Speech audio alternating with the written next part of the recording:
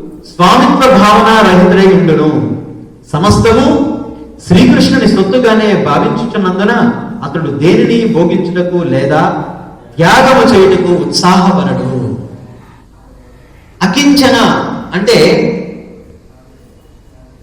నేను భగవంతుని యొక్క సేవకుడను, నేను భగవంతుని యొక్క సేవకుడను, నాకు కించిత్తు కూడా స్వతంత్రత లేదు, నేను భగవంతుని కోసమే, భగవంతుని కొరకే నా జీవితాన్ని నేను ఉపయోగిస్తున్నాను. భోక్తారాం యజ్ఞతపసాం సర్వలోక మహేశ్వరం సుహృదం సర్వభూతానాం జ్ఞాత్వా మాం శాంతి ముష్యతి. ఎవరైతే అన్ని యజ్ఞములకు, భోక్తారాం యజ్ఞ తపసాం, అన్ని యజ్ఞములకు అన్ని తపస్సులకు భోక్త ఆ దేవదేవుడైనటువంటి శ్రీకృష్ణుడు అని తెలుసుకుంటాడో అటువంటి వాడు సుహృదం సుహృత్. సుహృత్ అంటే దాని అర్థం అందరి పట్ల ఒకేలాగా అందరికి ఆనందాన్ని కలిగించేవాడు. సర్వభూతాన, సర్వభూతములు అంటే మనుషులకి కాదు, జంతువులకి కాదు, ఏ రకమైనటువంటి జీవజాతులకైనా అందరినీ సమదృష్టితో చూసేవాడు. సర్వభూతాన జ్ఞాత్వా మాం శాంతి ముష్యతి. అటువంటి వాడు శాంతిని పొందుతాడు. శాంతికి సూత్రం అన్నమాట, భగవద్గీత చెప్తుంది ఈ సూత్రాన్ని, ఈ యొక్క శ్లోకాన్ని. అందుకని అతడు అకించన అన్నారు. అకించన అంటే ఎప్పుడు కూడా స్వామి భావం లేదు, నేను స్వామిని అనుకోడు. నేను నాకన్నా ఒక స్వామి ఉన్నాడు పైన, ఆయనే అహం సర్వస్య ప్రభువు, ఈ సర్వ సృష్టికి ప్రభు ఆయన, ఆయన కింద నేను సేవకుడిని. ఈ భావనని మనం మర్చిపోయి ఒక్కొక్కసారి స్వామిత్వ భావనతో నేనే అన్నిటికీ కారణము అని చెప్పి అనుకుంటాం. ఒకసారి ఇంద్రుడు అలాగే అనుకున్నాడు. బృందావనంలో గోపబాలకులందరూ కూడా ఇంద్ర పూజ మానేసి గోవర్ధన పర్వతాన్ని పూజ చేస్తుంటే ఇది చూసి ఇంద్రుడు తట్టుకోలేక బృందావనాన్ని కుంభవృష్టితో నింపేశాడు. కుంభవృష్టితో నింపేశాడు బృందావనం అంతా కూడా ఒక మహాసాగరం అయిపోయింది. అది చూసి భగవంతుడు ఏం చేశాడంటే తన యొక్క చిటికెన వేలుతో గోవర్ధన పర్వతాన్ని 7 రాత్రులు 7 పగళ్ళు 7 రోజుల పాటు ఆయన చిటికెన వేలు మీద ఎత్తి నిలబడ్డాడు. అప్పటి వరకు ఇంద్రుడు భగవత్ సేవకుడు అనేటువంటి విషయాన్నే మర్చిపోయాడు. అంటే దేవతలే ఈ విషయాన్ని మర్చిపోతుంటే మన పరిస్థితి ఏంటి చెప్పండి. మనం నిరంతరం కూడా నేనే అన్నిటికీ కారణము అనే భావంతో ఉంటాం. మనం అందరం అదే భావంతో ఉంటాం. అలాంటిది దేవతలు ఎప్పుడు భగవంతుని గుర్తు తెచ్చుకుంటూ ఉంటారు. అటువంటి వాళ్ళే అప్పుడప్పుడు ఈ పరిస్థితి ఎదురైతే మన పరిస్థితి ఏమిటి? అందుకని ఇంద్రుడు మర్చిపోయి బృందావనం మీద కుంభవృష్టి కురిపించి అప్పుడు భగవంతుడు కృష్ణుడు అన్న విషయాన్ని మర్చిపోయాడు. అప్పుడు చిన్న వయసులో ఉండేటువంటి 7 సంవత్సరముల బాలకుడు అసలు గోవర్ధన పర్వతాన్ని ఎలా ఎత్తగలడు? అప్పుడు అర్థం చేసుకున్నాడు, కృష్ణుడు దేవాదిదేవుడు, నేను ఆ విషయాన్ని మర్చిపోయాను అని భగవంతుని క్షమాపణ కోరుకుంటూ భగవంతుడి దగ్గరికి వెళ్ళి ప్రణామం ఆచరించి అప్పుడు భగవంతుడిని వేడుకుంటూ ఉన్నాడు. సో అందుకని భక్తుడు ఎప్పుడు కూడా స్వామిత్వ భావాన్ని దూరంగా ఉంటాడు ఎప్పుడు కూడా. అలాగే సమస్తము శ్రీకృష్ణుని సొత్తుగానే భావిస్తాడు భక్తుడు ఎప్పుడు కూడా. ఈ సృష్టిలో ఉండేటువంటి ప్రతి చరాచర జీవరాశులన్నీ భగవంతుని యొక్క సొత్తు. అందుకని ప్రతి దాన్ని కూడా వృధా చేయకుండా సక్రమంగా ఉపయోగిస్తాడంట. కృష్ణుడు భగవద్గీతలో చెప్తున్నారు, రసోహం అప్సు కౌంతేయ ప్రభాస్మిన్ శశిశూరై. నీటి యందు రుచిని నేను అంటున్నాడు కృష్ణుడు. మనం నీరు లేకుండా జీవించలేము, గాలి లేకుండా జీవించలేము, అగ్ని లేకుండా జీవించలేము, వాయువు లేకుండా జీవించలేము, శబ్దము లేకుండా జీవించలేము. ఇందులో ఏది లేకుండా జీవించలేము. మన శరీరం అంతా కూడా పాంచభౌతిక శరీరము, పంచభూతములతో నిండిపోయి ఉంది.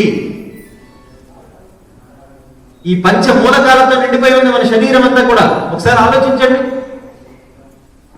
మనం వేగంగా పరిగెడుతున్నాం, వాయువు వేగంగా పరిగెడుతూ ఉంటే పరిగెట్టిన తర్వాత ఏమొస్తుంది మన శరీరంలో? ఆయాసం వస్తుంది. ఆయాసం వస్తే ఏమొస్తుంది? వాయువు వస్తుంది. తర్వాత మన శరీరంలో ఆయాసం వచ్చిన తర్వాత ప్రక్రియ ఏమిటంటే శరీరంలో వేడి పుడుతుంది, అంటే అగ్ని పుడుతుంది. అగ్ని పుట్టిన తర్వాత కొద్దిసేపటికి ఏమవుతుంది? మన శరీరంలో నీరు పుడుతుంది, చెమట రూపంలో బయటకు వస్తుంది.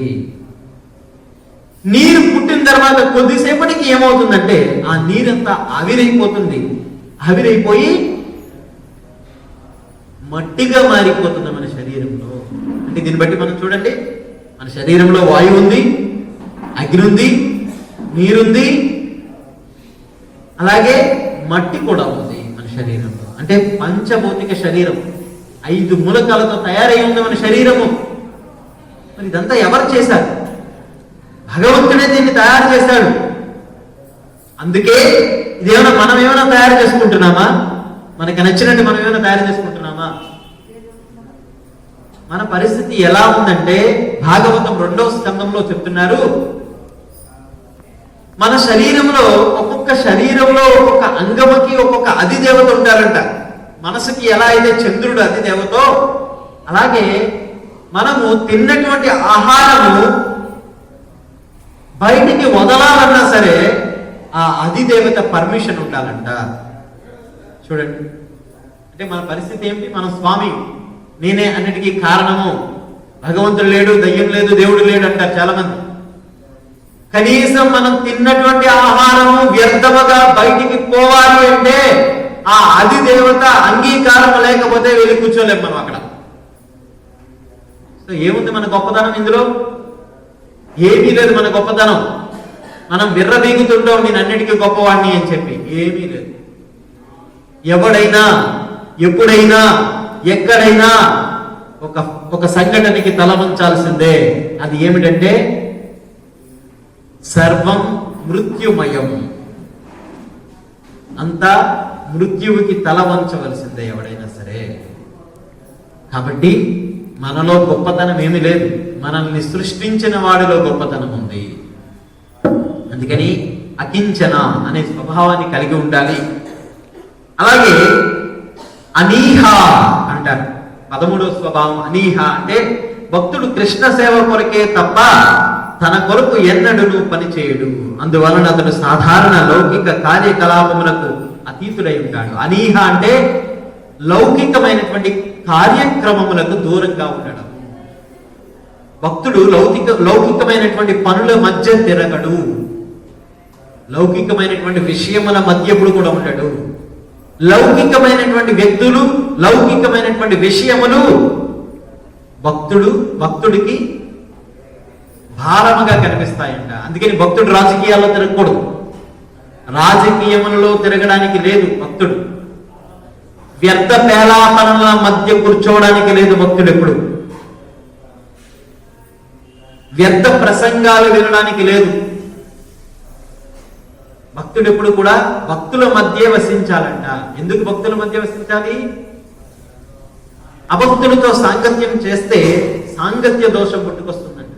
ఎలా సాంగత్య దోషం అంటే, ఒకరోజు శ్రీరామచంద్రుడు భరతుడు ఇద్దరు కలిసి సముద్ర తీరంలో వెళ్తున్నారంట. వెళ్తూ ఉంటే ఆ సముద్ర తీరంలో భరతుడికి ఒక శంఖం దొరికిందట.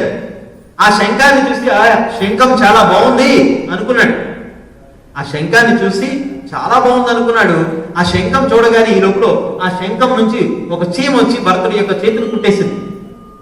కుట్టగానే ఆ శంఖాన్ని చాలా దూరంగా సముద్రంలోకి విసిరేశాడు. అప్పుడు శ్రీరామచంద్రుడు అన్నాడు, ఎందుకు ఆ శంఖాన్ని అంత దూరంగా విసిరావు?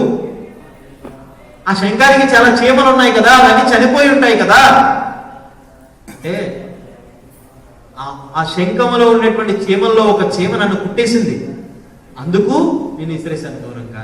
ఇంకెవరినైనా కుడుతుందేమో ఇక్కడ వచ్చితే, అందుకని నేను దూరంగా విసిరేశాను అన్నాడు. అరే నిన్ను అందరూ పుట్టింది ఒక చీమే కదా, ఎందుకు అన్ని చీమలకి నువ్వు పనిష్మెంట్ ఇచ్చావు? అన్ని చీమలకి ఎందుకు నువ్వు శిక్షణ ఇచ్చావు అన్నారు. అప్పుడు అరే ఆలోచిస్తున్నాడు భరతుడు, అయ్యో అంత తప్పు చేశాను నేను, నిజమే కదా, ఒక్క చీమ కొడితే ఇన్ని చీమలకి నేను పనిష్మెంట్ ఇచ్చాను కదా అని ఆలోచిస్తూ ఉంటే, అప్పుడు శ్రీరామచంద్రుడు ఏం దిగులు చెందకు, నువ్వు చేసింది కరెక్టే, ఎందుకంటే నువ్వు చేసింది న్యాయంగానే ఉంది. కారణం ఏమిటంటే నేను చెప్తానని శ్రీరామచంద్రుడు చెప్తున్నారు. నువ్వు శంఖమును పట్టుకోగానే అందులోంచి ఒక చీమ వచ్చి నిన్ను కుట్టింది. ఆ కుట్టినటువంటి మనస్తత్వం కలిగినటువంటి చీమతో ఈ చీమలన్నీ సాంగత్యం చేయడం మూలంగా ఈరోజు ఆ చీమ చేసిన పనికి ఇవన్నీ శిక్షణ అనుభవిస్తున్నాయి. అదే రకంగా ఇంట్లో ఒక చెడ్డ వ్యక్తి ఉంటే ఇంటి అందరూ కూడా ఆ చెడ్డ వ్యక్తి చేసిన పనికి అందరూ కూడా మాటలు పడాల్సిన పని లేదా చెప్పండి? ఖచ్చితంగా మాటలు పడతారు. కొడుకు చేసిన పనికి తండ్రి, తల్లి, సోదరుడు, సోదరీమణులు అందరూ చెడ్డ పేరును వహించాల్సిందే. మంచిని తీసుకోవడం చాలా కష్టం, చెడ్డని అంటించుకోవడం చాలా సులభం, చాలా సులభం.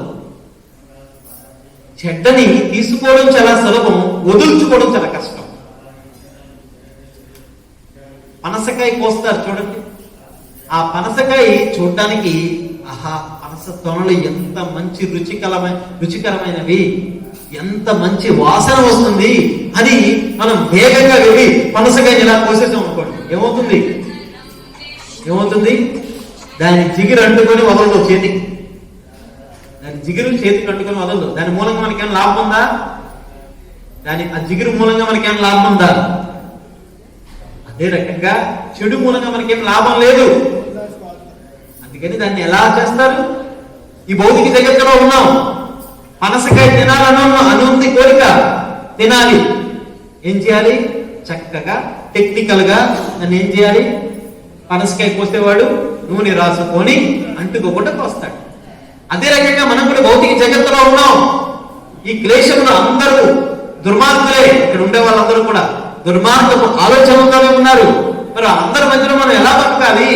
అందుకని పనసకాయ కోసేవాడు ఎలా అయితే నూనె రాసుకొని ఆ పనసకాయ యొక్క జిగురు అంటుకోకుండా పని చేస్తాడో, అదే రకంగా మనం కూడా భగవంతుణ్ణి నిరంతరం సేవిస్తూ, భగవంతుని యొక్క నామాన్ని నిరంతరం కీర్తిస్తూ ఈ కలి కల్మషములు మనకు అంటుకోకుండా మనం జాగ్రత్త పడాలి. కాబట్టి ఇక్కడ చెప్తున్నారు, అనీహ భక్తుడు కృష్ణ సేవ కొరకే తప్ప మిగతా ఏ విషయములు తన యొక్క వాంఛితమైనటువంటి కోరికల కోసం ఎన్నడూ భౌతికమైనటువంటి వ్యక్తులను కలడు. నేను కూడా చాలా